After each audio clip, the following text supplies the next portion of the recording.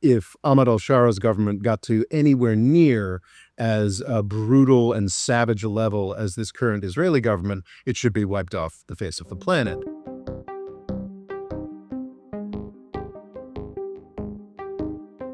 Hello and welcome to the More Freedom Foundation podcast. I'm Murray, in charge of podcasting, and in charge of politics, as always, is Robert Morris. How are you this time?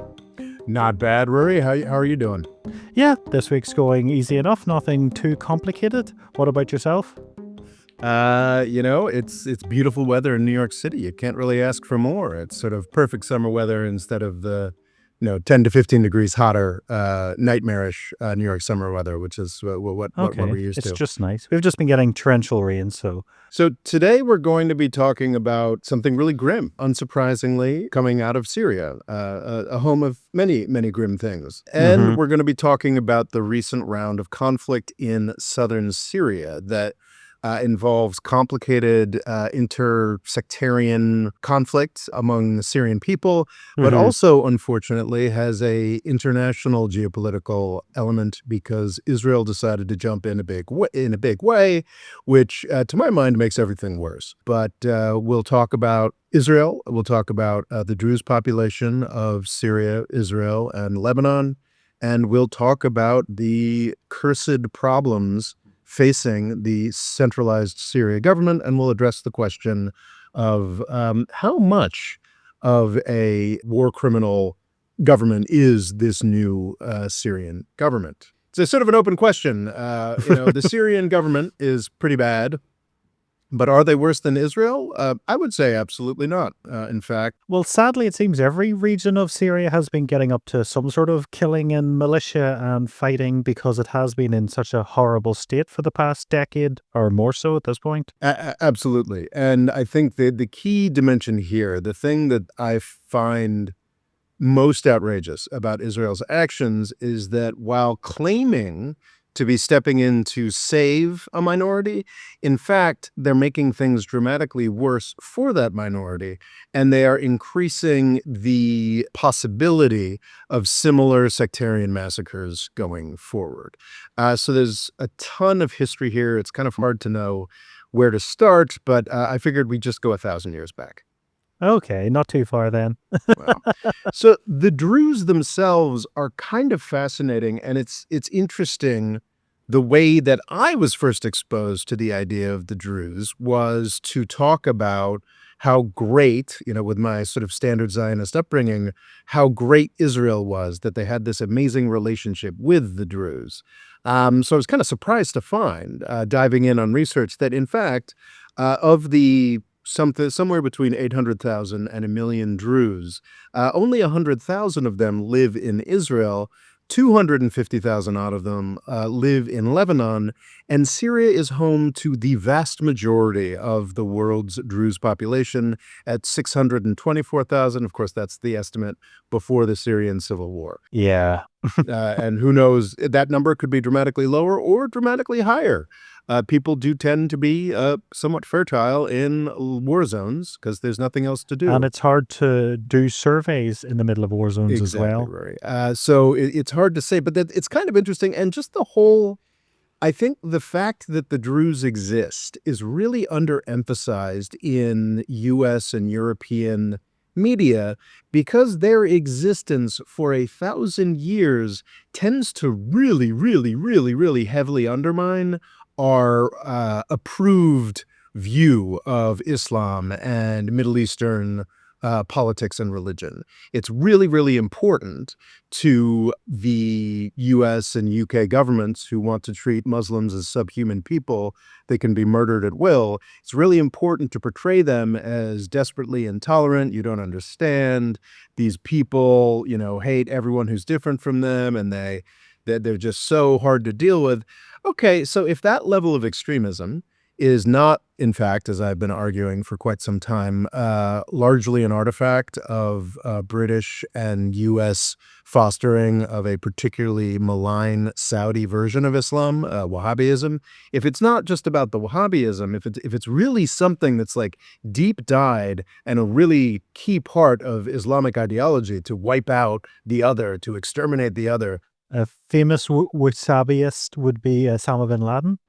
Yes, would be, well, Osama bin Laden would be again, a Saudi, with funded by a lot of Saudi money. So if that's like this deep dive, what Islam really is at its core, how do the Druze exist? Mm-hmm.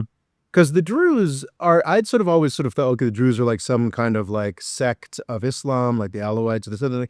They're not. I did, have been doing some reading up on the Druze, more reading up on the Druze than I've ever done, embarrassingly, over the past week. And like these guys did kind of come out of a sect of Ismaili Shia Islam, but they're like their own thing. It's key that they heavily emphasize how strictly monotheistic they are. I think in part to sort of, my understanding is that in Islam, the other monotheistic religions are treated a lot better than folks who try to go in for polytheism. So that's definitely a way to avoid persecution by local Islam.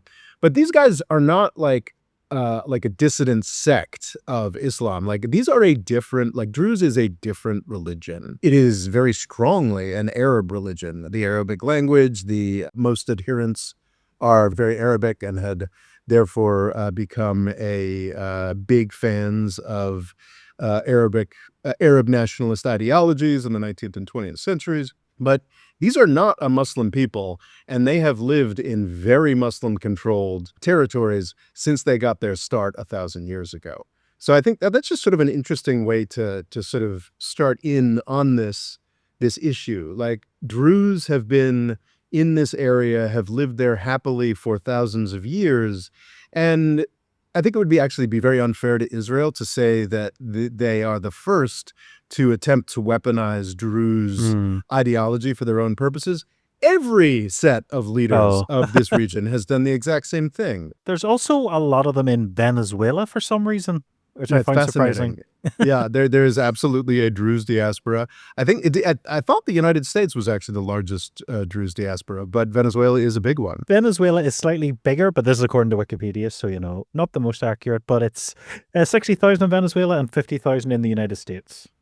So it is a distinct religious minority. It is distinctly not Islam. They have coexisted in Islamic governed territories for 1,000 years. I think they emerged about 1,000 years ago, which I think teaches you a lesson about Islamic tolerance that is worth learning, yet is somehow not included in the story of the Druze that I've gotten in a very, the Druze. So the way that the Druze are sold to us young Zionists in the United States is like, oh, isn't it amazing? Like, see, like Israel is for non-Jews as well, and the Druze are very military, and there are a lot of Druze in the Israeli military, and they're very good about being loyal to Israel, this sort of thing. That's an interesting thing to learn about them. I think that reveals some facets. The Druze tend to be very loyal to wherever they are, in a similar way that traditional Jewish populations are always very loyal to the government that they serve because they are the best shield from the persecution of everybody else, the government that is in charge. So the Druze of Syria have also been very committed, while some of them have been committed to various different iterations of the Syrian government. I think at this point, it's really important to emphasize that this is an ongoing set of conflicts as fresh as 2 weeks ago. We've got a somewhat shaky ceasefire in Soweto right now, but that's the case when we're recording this on a Wednesday. By Monday, there could be ongoing slaughter that changes the complexion of what we're describing here, like entirely. I mean, a week from now, who knows? Maybe Israel really will be the hero here, defending a marginalized population. Well, the peace with Iran has held, which we were shaky about the last time we recorded on it. So maybe this one will hold as well. I'm less hopeful about this one. And I wasn't very hopeful about the Iran-Israel one. In fact, I remain very unhopeful about the Iran-Israel ceasefire. But I think the point that I want to make is not just how tenuous this topic is, because it's very developing, but also how hard it is to get reliable information. Yeah, that is very difficult because a lot of stuff is basically saying like Israel's incredible and Syria has been horrible to the Druze ever since they've gotten independence, and then other stuff seems to say the complete opposite. It's a very hard region to get into. And what's especially cursed about it is a lot of the most useful experts in the United States are either in the tank for Syrian minorities or they're in the tank for the Syrian government.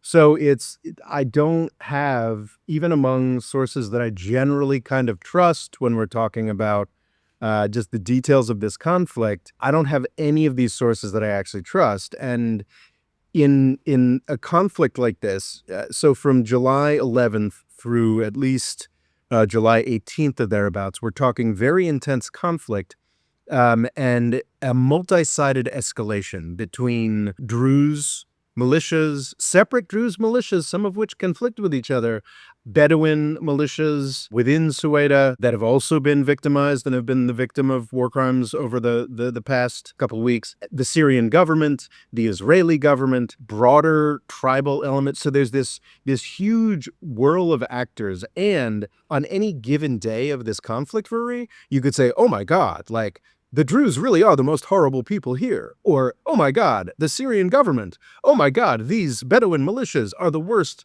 actor here, or Israel is the worst actor here. But every day it changes because that's the nature of an escalatory conflict, where it seems like the first thing that happened was some Bedouin gunmen on July 11th attacked a Druze merchant. But, like, depending on who you're talking to, like, you get a different interpretation of how that Because went I've and how heard bad about that this was. roadblock, then this man was being harassed, and then that escalated, and then Drew's, what do you call it, paramilitaries are then moving in to get him back, and then it's escalated from there. But it's, yeah, a very fluid and confusing situation.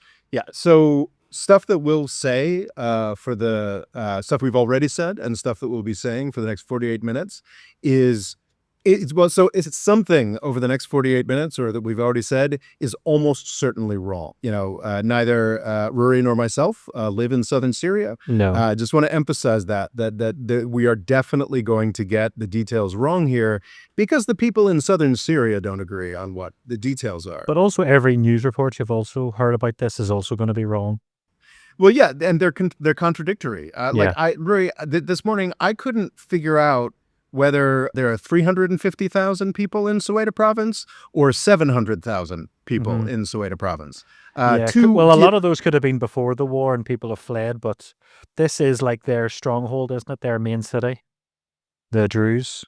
Well, that's the thing. The Druze. So the Druze are absolutely, before the war, there's some indication that the Druze made up 90% of the population of Sueda. But that doesn't mean that it's this cursed experience where we actually have the Druze are the persecuting majority in Sueda province, yet they are within the country of Syria where the government that's trying to assert power over the region and now has an affinity with the Bedouin Arabs that are the persecuted minority. However, there have been indications over the past couple of weeks where that government is actually acting to keep Bedouin Arabs from coming into Sueda to escalate the fighting. So 'Cause I it's think just the biggest clash the government had since the Civil War, I guess, was complete, or since Assad left, would have been with the Alawites.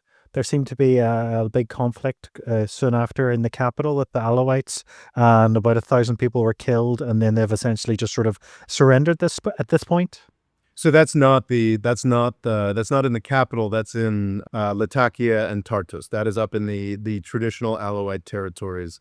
Okay. So that's the thing. So we have to get into it. So like, who's the evil Hmm. bastard here? I would argue pretty much everybody who wasn't killed are the evil Hmm. bastards here. It is a cursed mess.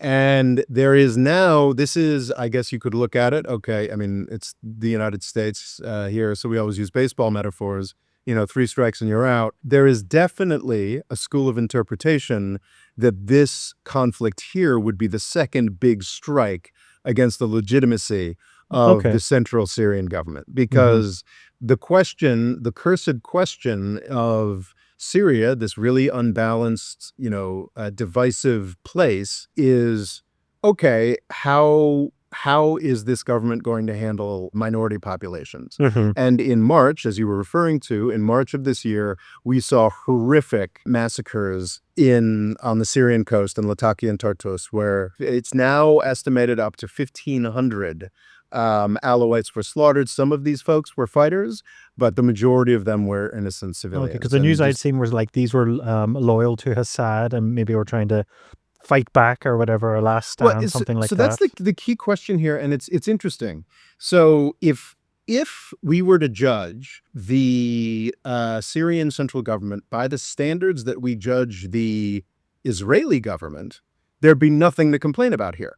Because in fact, in both Latakia and in this Druze conflict, the largest single slaughter of that launched these conflicts was a slaughter of Syrian central government soldiers. Hmm. So, I mean, yeah, I mean, if say this is before October 7th, say 7 Israeli soldiers got killed in Gaza, Yeah. then by the standards of U.S. news media, it'd be entirely appropriate for Israel to turn around and slaughter 1,000 Palestinian civilians. But thankfully, very few countries operate like Israel. Well, that's the thing, is that the Syrian government, perhaps because it operates in a similar region, perhaps because it's traditionally been pretty autocratic and pretty motivated by nasty ideologies, is closer to operating the way Israel operates. So, but I think it's just interesting point. Like, I am not asserting on any level that we should allow the Syrian government, either under Assad or under Ahmad al-Shara, as much leeway as Israel gets from the U.S. media in Palestine. That would be abhorrent. That would be, I mean, Israel is, a world historically evil actor certainly since October 7th. This Israeli government is nightmarish. And of course, if Ahmad al-Shara's government got to anywhere near as brutal and savage a level as this current Israeli government, it should be wiped off the face of the planet. However, we are holding Syria to a higher standard. I do question whether we hold the Syrian government to a higher standard than we hold like the U.S. government to, or like any other government to, Or because it Turkey. is. What's that? Turkey, would you hold it to the same standard as Turkey? Yeah, we definitely are holding it to a higher standard than Turkey, which is, largely, seen as killing tens of thousands of Kurds over the Hmm. past 40 years. This is, weirdly, I think this is a point where Ahmad al-Shara, the guy we used to call Jelani, Syria's new president, might have a little bit of sympathy for Bashar Assad. Because what's very interesting, and this is the Syrian Observatory of Human Rights, sort of the source that everybody goes to for Syria casualties, points out that in 2011, the initial years of the uprising against Assad, the category of person that was the most killed in the first year in 2011 was Assad's soldiers. Hmm. Certainly, in the coming years, it was Syrian civilians that bore the brunt. But it was always interesting to me that if there was some kind of conflict, and of course in Israel or some other country that was actually allied with the United States, I feel like we would have been a lot more sympathetic to a conflict where it's actually soldiers of the government Hmm. that are the main people getting killed. And what's interesting about the events in the reason why Syria's new president, Ahmad al-Shara, may be building a little bit of sympathy for Assad is that in the March events in Latakia, this was how it started. It Hmm. started with pro-Assad elements, I think, killing over 100 of the new government's soldiers. That's how it started. The problem, of course, is that, and I'm not making any excuses for what happened after that, but like, it is a detail that I think is important and kind of gets left out. The reason that, partially for Assad, but much more for Ahmad al-Sara, the reason why these March events got, so out of hand, and why these events in the Druze areas over the past weeks here in July of 2025 got so out of hand, is because Ahmad al-Shara operates, his government is a series of militias. He does not have full control over Syria. Well, because so much of the country had to turn into that to sort of survive. Yes, exactly. Exactly. And Because the every Syrian, part of Syria has its own militias within militias that have been protecting it for the past 10 years. So they're all armed to the teeth and they all know how to fight. exactly. And it's also worth pointing out that some of these groups, certainly the groups that al-Shara led, were very, very interested in overthrowing Assad and taking control of the whole country and like what we'd understand as an uprising slash revolution thing. But a lot of them were not. The Yeah. Kurds that control 25% of Syria's territory still to this day were more about simply defending their own people. The Druze that have been probably the primary victims of the recent events were all about defending their people and made all kinds of accommodations with the Assad regime in order to do that. This was also the case with the Kurds through most of this conflict. The Alawites, the primary victims of the March events, were obviously aligned with Assad, the Alawite leader of Syria. So up until this point, up until December of 2024, rather, Syria had a minority government that was very willing to work with other minority groups to oppress the 70% Sunni majority of Syria. Ahmad al-Shara took the capital of Syria from Assad with the cooperation with a lot of militias from his own sectarian background, Sunnis, but also with some Druze militias, also with representatives of a lot of other sectarian entities within Syria. I think what I'm saying is that it's a huge, huge mess. And importantly, Oh, yeah, absolutely. even within that 70% Syria and the representative 70% Sunni Syria and the militias that grew out of that, even within that, there are a lot of different actors. There are actors that were paid by the Turkish government to basically be genocide squads against the Kurds for 10 years. There are elements that take Islamic fundamentalist ideology much, much more seriously than Ahmad al-Shara does today. There are and all of these elements are heavily, heavily armed.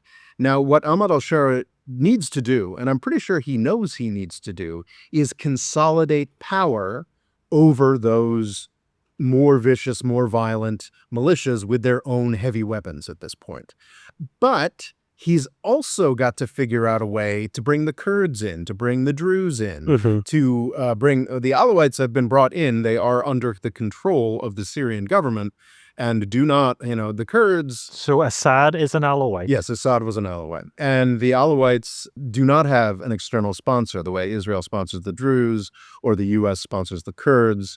It's or the Turks sponsor the current government? And the Turks sponsor the majority of Syria. So it's all very fraught. And I think, inclined to be more forgiving of Ahmad al-Shara than most and his government. Because it's definitely a job I think very few people would want. Well, exactly. And I think many folks pointed out that I was uncomfortably tolerant of Assad, and I am now transferring that to being uncomfortably tolerant of al-Shara, because if you have any interest in the survival and happiness of the Syrian people, you want to be able to move beyond this period of extreme fragmentation. And that's the way to peace. That's the way. And you can see, if you look into the details of these conflicts, you can see how the Syrian government is actually trying to bring about peace. Then it ends up getting a bunch of its fighters slaughtered. And once a bunch of its fighters slaughtered, processes start that Ahmad al-Shara doesn't have as much control over.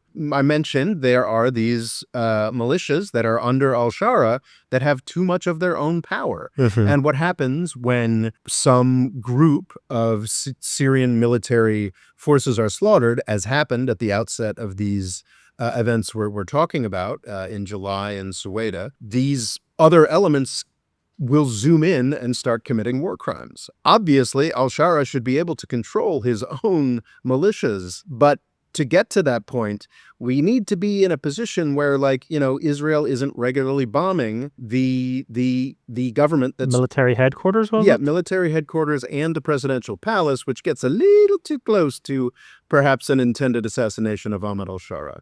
It's entirely possible this was meant to just be a warning or this, that, and the other thing, but it's... So anyway, July 11th, it seems to be agreed a Druze merchant was hassled by Bedouin gunmen. This has apparently happened 4 or 5 times before this year, that some, not necessarily a Druze merchant being hassled by Bedouin gunmen, but some kind of spat between the Druze and the Bedouin within Sueda has led to kidnappings. And now this is the interesting detail. Okay, so we've got July 11th, we've got this. What's fascinating is that on July 12th, Israel and the Syrian government apparently had talks in a different country, I believe Okay. Azerbaijan, and had apparently arrived, were at least beginning to talk about some kind of normalization agreement. Like the full-on Abraham Accords between, like, oh, we're friends now, between Syria and Israel is, I think, entirely out of the question. And I think the United States and Israel acknowledge that.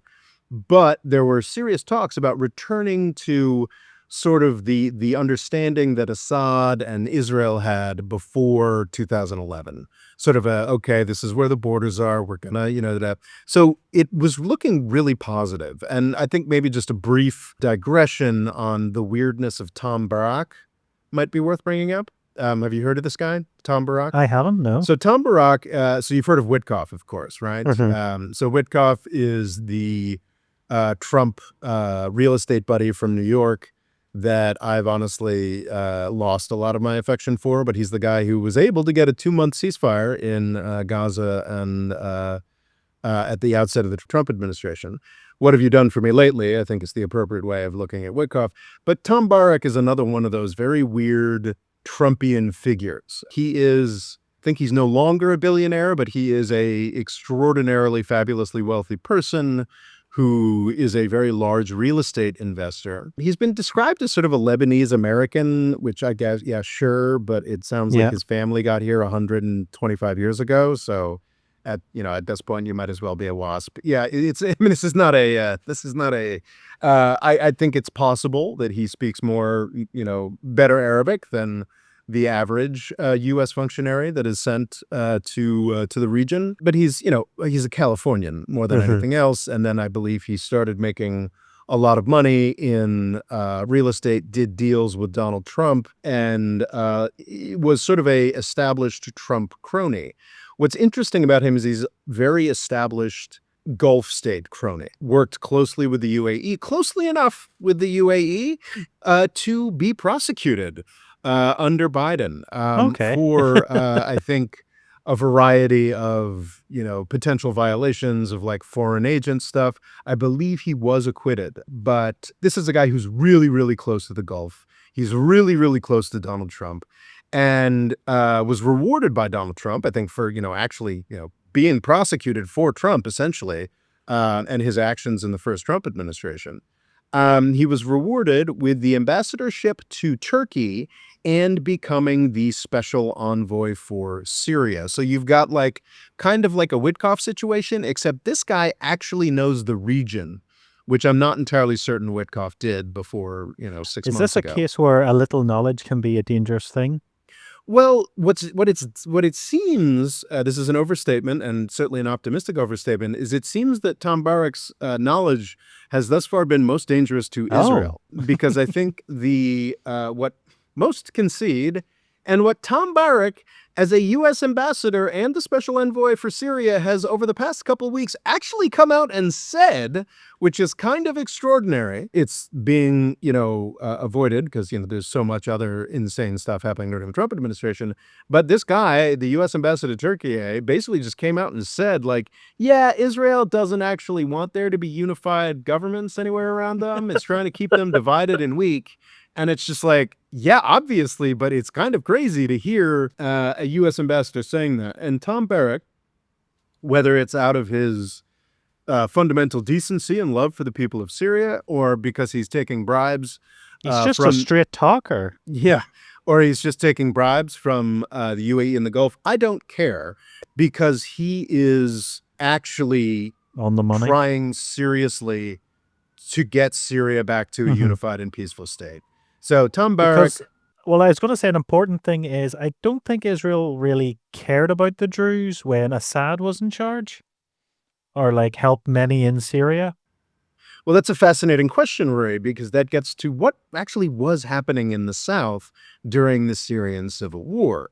There were elements in Sueda, in Daraa, in Quneitra that were rebels that were heavily funded by Jordan, quite possibly for Israel, but I don't think ever openly, that definitely set up sort of autonomous regions that were not controlled by Assad.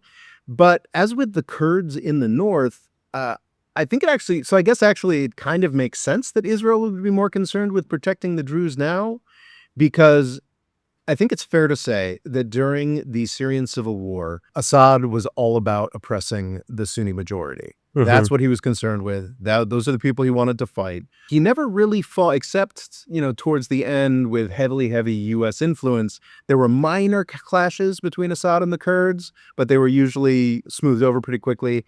And he wasn't really so worried about Suwaida. Is it because they were such a minority they never posed a threat to him?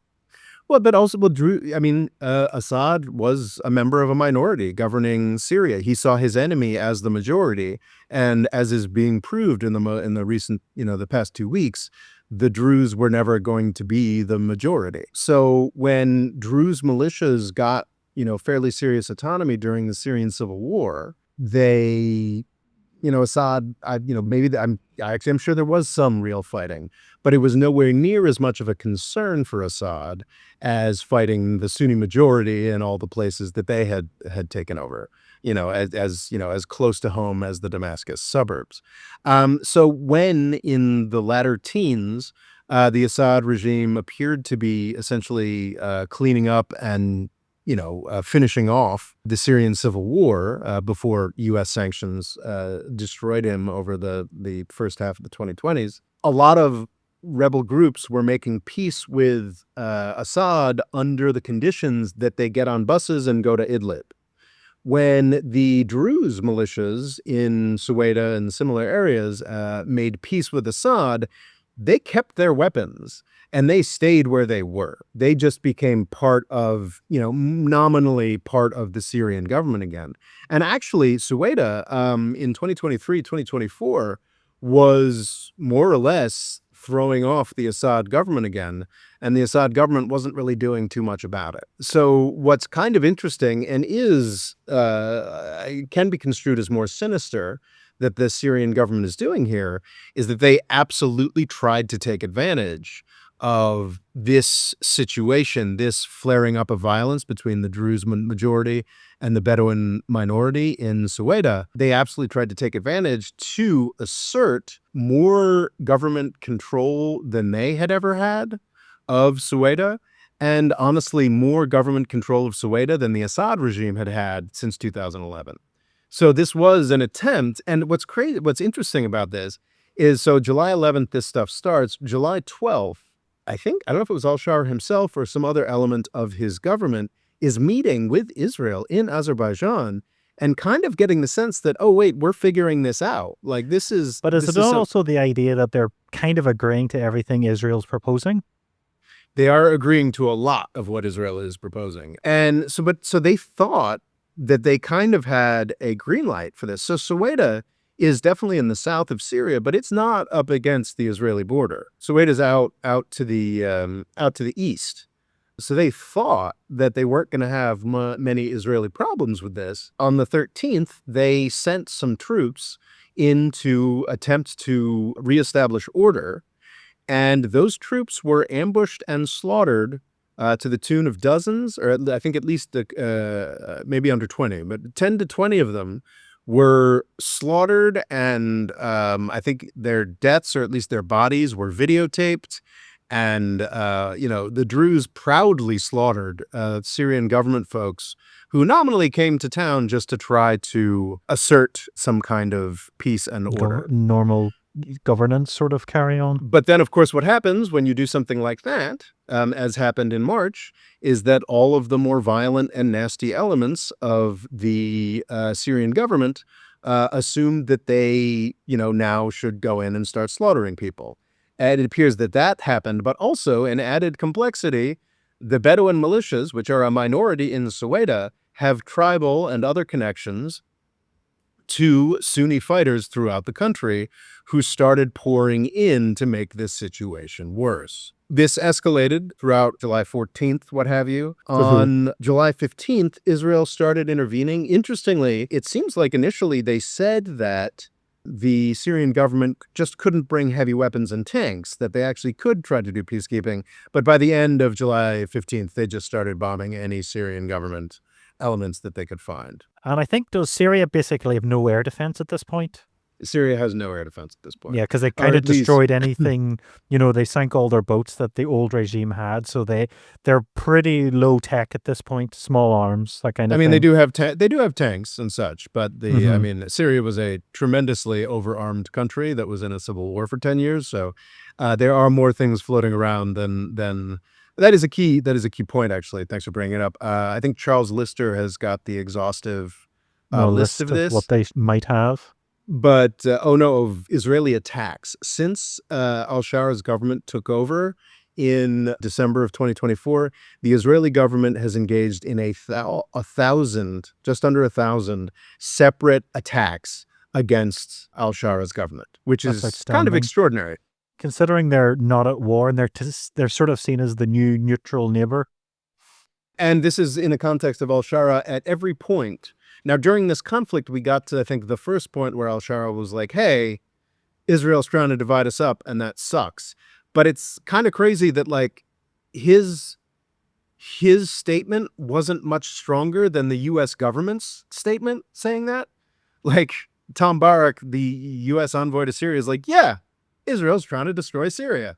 And so al-Shara's like, well, if the U.S. says it, then we can say it too, I'm not sure on the chronology on that, but it is interesting that, like, it seems like they're kind of, the Syrian government and the U.S. government, even the Trump administration's U.S. government, are kind of on the same page here.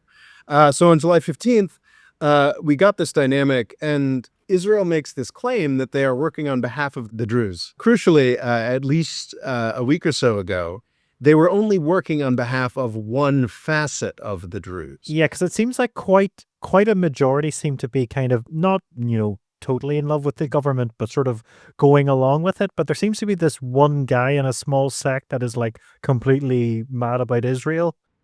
Well, it's Hikmet al-Hijri and the Sueda Military Council that apparently includes former Assad officers, and takes a leading role in the drug trade. Yeah, so great guys all around.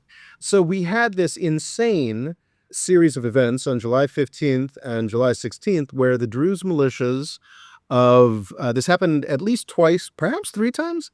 The Druze militias of Sueda more broadly made peace with the government, and the government has apparently been acting to keep any more tribal fighters, any more of their own forces from coming into Sueda to support the Bedouins. In fact, it seems like the Syrian government has actually been acting to move Bedouin populations out of Sueda to help the Druze, I guess, finalize their majority in the province.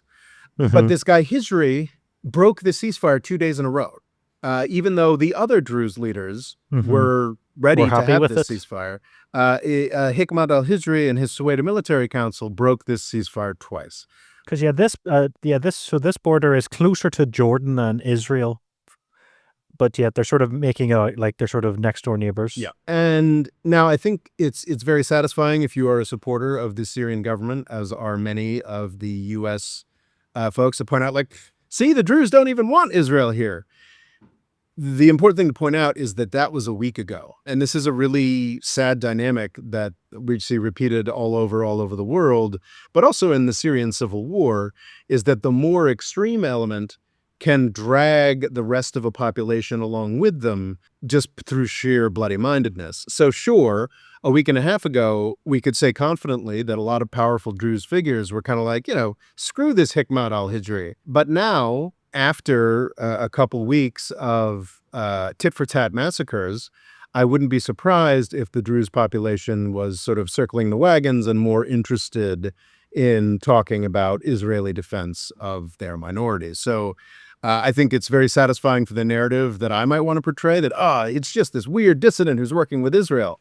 Well, because he had successfully made things so much worse, it's entirely possible that now a majority of Druze people are interested in Israeli defense. I'm not saying that is the case, but I'm saying we should be leery of narratives. Accept it as a possibility. Exactly. We should be leery of narratives that make it sound like, Israel's the super evil bad guy all the time here.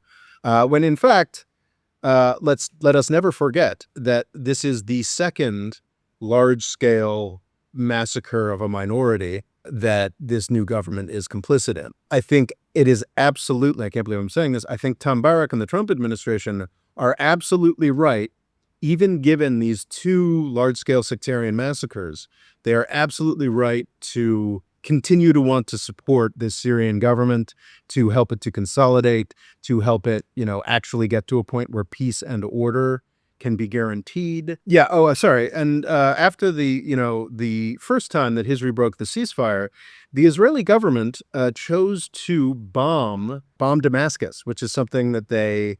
I don't think it's accurate to say they never bombed Damascus, but they never bombed the presidential palace under the Assad regime or the headquarters of the Syrian army. They bombed both of those. And I ask you, if you were a Syrian, is there an action that could make you hate the Druze more than the Israeli government saying, we're here to defend the Druze and bombing your capital?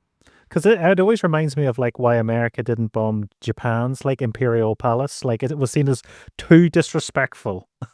Yeah, I think if it is incredibly important, and Shara, at least rhetorically, and I think when he has the ability to, he also makes governing choices in this direction at all as well. Like Ahmad al-Shara really wants to make the case that all of Syria's sectarian groups can work together. What does a better job of destroying that than Israel saying, oh, we're here to protect the Druze, and bombing the presidential palace? Will they be possibly arming the Druze as well?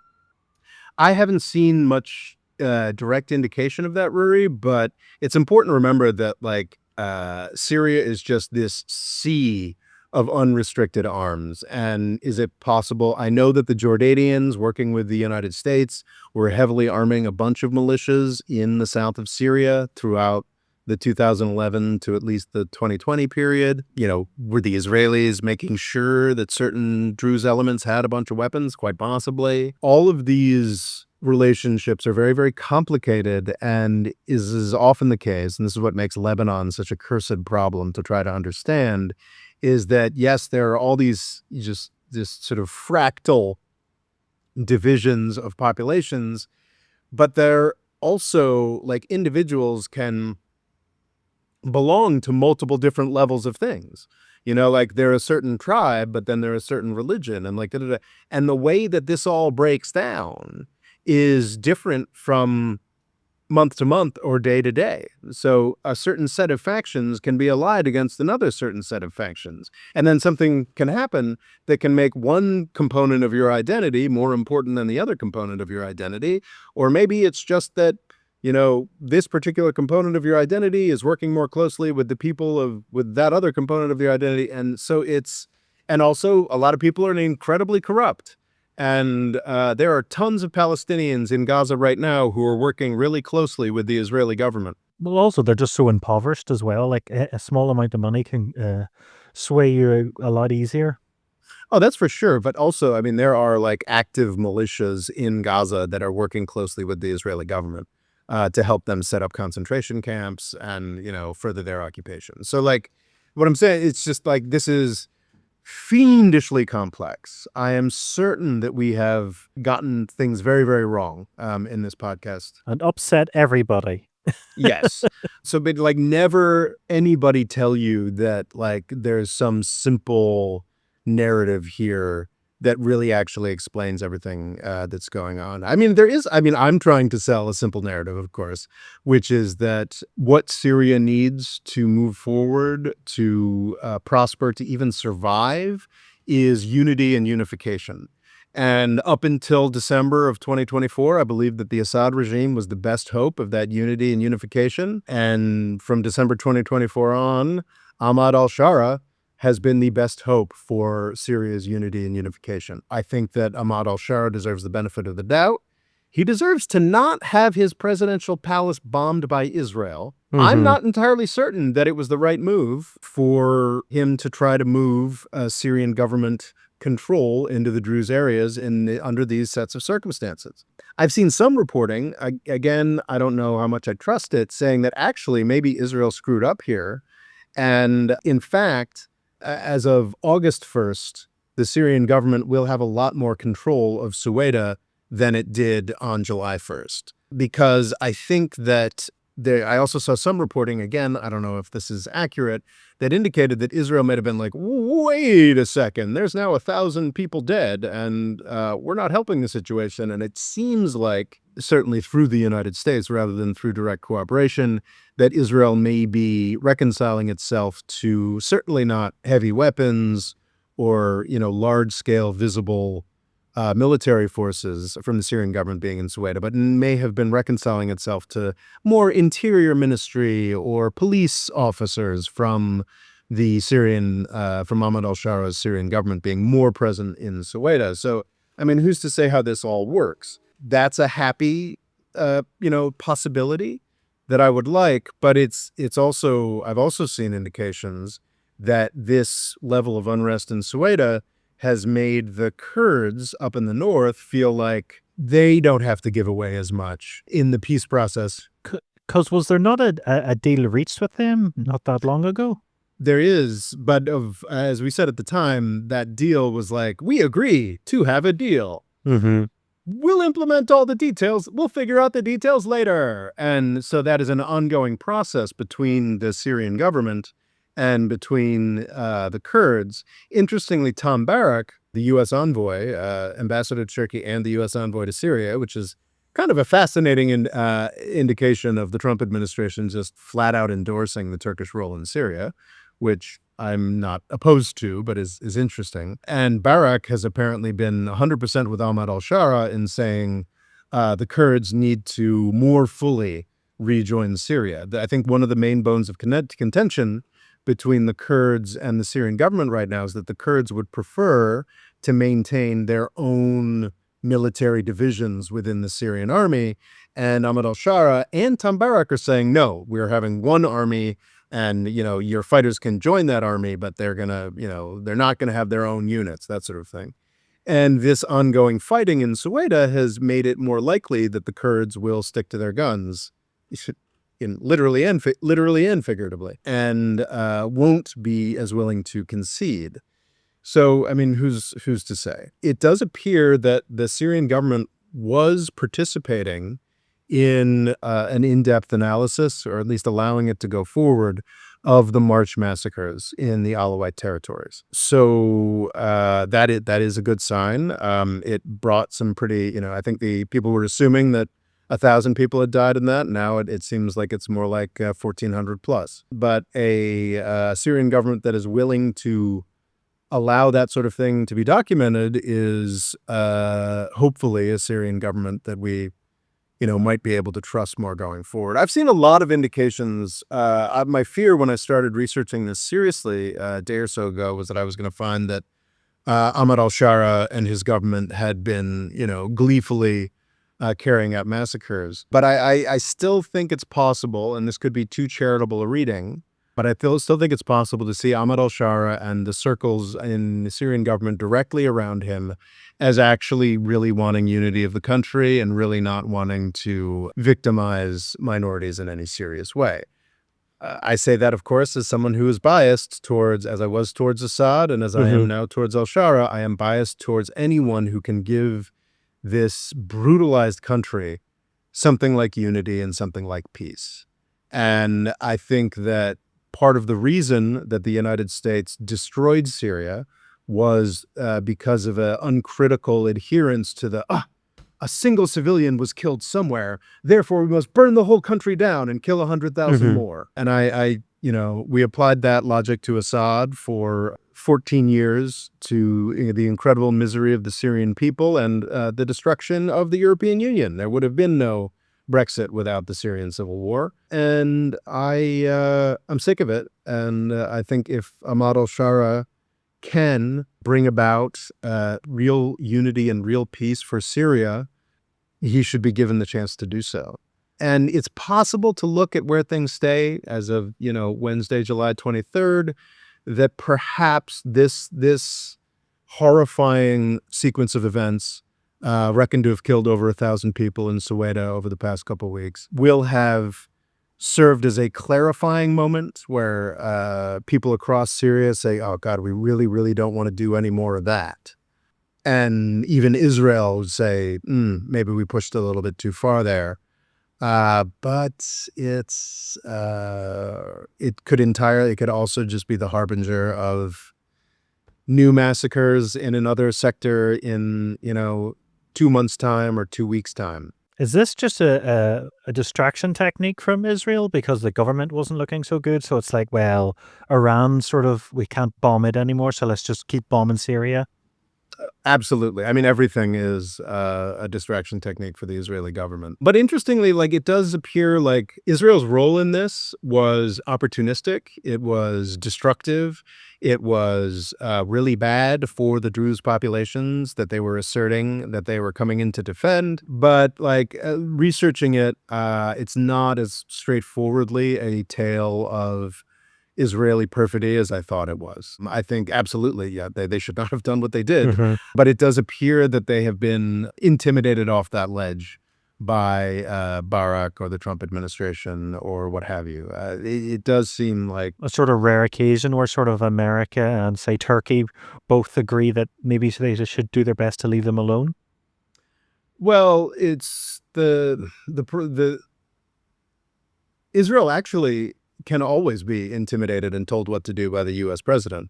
It is just a question of when the U.S. president actually asserts that. And it does seem like it's just such an extraordinarily hopeful development. Was it only a month or so back? It does seem like the Trump administration, through and perhaps because of Tom Barrack specifically, is really committed to the idea of Syria actually succeeding. I think Europe likes that. Oh, definitely. I think, yeah. It's just really frustrating as someone who has said, and I believe this to be true, that the main obstacle to the rise of Syria, the reconnecting of Syria, was the Caesar sanctions. And I was incredibly surprised and pleased that the Trump administration lifted those sanctions just a few months ago. I remain incredibly hopeful about positive growth and positive possibility for the Syrian government. But stuff like this really needs to not happen anymore if that's to be a possibility. And, I thought it was possible that Trump could have announced that and done nothing, but it really appears like things are moving forward. Businesses are visiting Syria. There's a real chance for real rebuilding, and hopefully the horrible attacks against Alawites in March in the north and this bout of intercommunal violence in the south in July will be looked back at as sad growing pains for a consolidating Syria. That would be great. So are you quietly optimistic? I wouldn't go that far. Okay. I am quietly hopeful, but also deeply, deeply apprehensive about what these recent events mean for Syria. And, I hope that the Israeli government backs off. I hope that the U.S. government's support for the centralized Syrian government continues. And I hope and pray that these are the last set of sectarian massacres that we'll see in Syria going forward. Can't say that I'm confident that that's the case. But Potentially optimistic? I can hope and pray. Okay. Hope and pray. Yes, indeed.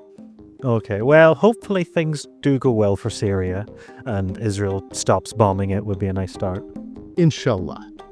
The More Freedom Foundation is also available on YouTube and TikTok.